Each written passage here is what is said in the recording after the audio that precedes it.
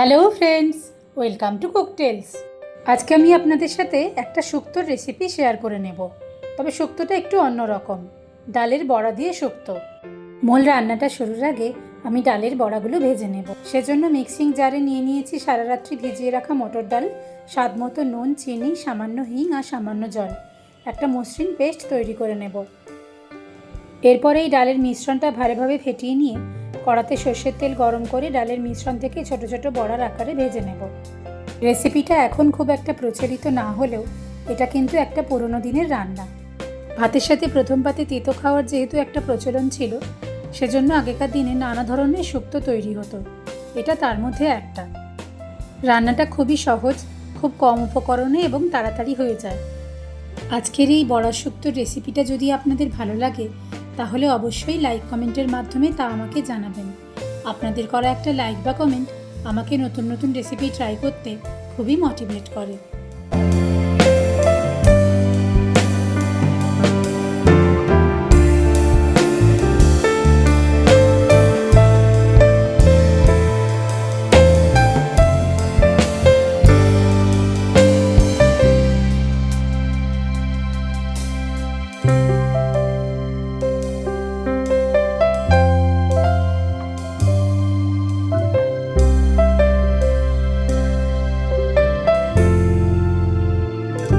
বড়াগুলো ভালোভাবে ভাজা হয়ে গেছে। এবারে এগুলো তুলে রেখে বাকি রান্নাটা করার আগে কড়ার তেলটা একটু কমিয়ে নেব। এরপরে এই তেলের মধ্যে ফোড়ন দিয়ে দিচ্ছি তেজপাতা, 5 ফোড়ন আর আধ ভাঙা গোটা সর্ষে। ফোড়নের সুন্দর গন্ধ বার হলে পাতলা করে কেটে রাখা উচ্ছে আর আলুর টুকরোগুলো দিয়ে মিনিট 3-4 ভাজা ভাজা করে নেব। উচ্ছে, আলু এবং অন্যান্য উপকরণ আমি কোনটা কত পরিমাণে নিয়েছি তা ডেসক্রিপশন বক্সে আপনারা পেয়ে যাবেন।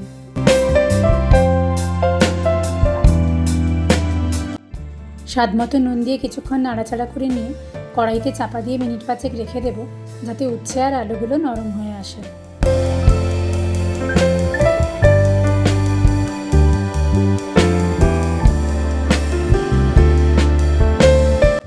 এরপরে দিয়ে দিচ্ছি পরিমাণ মতন জল।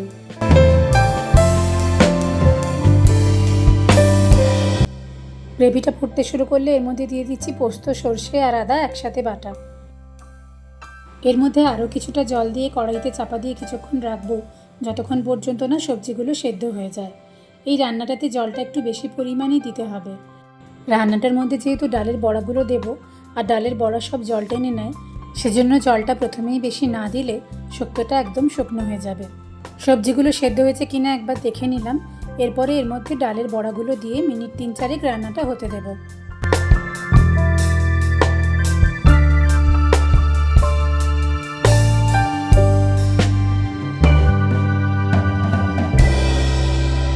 সবশেষে এর মধ্যে 1 চামচ ঘি দিয়ে কড়াইতে চাপা দিয়ে গ্যাসটা অফ করে দেব।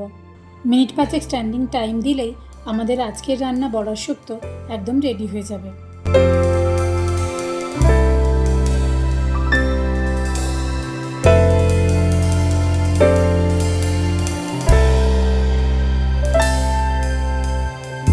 তৈরি হয়ে গেছে আমাদের আজকের রেসিপি বড়ার শুক্তো।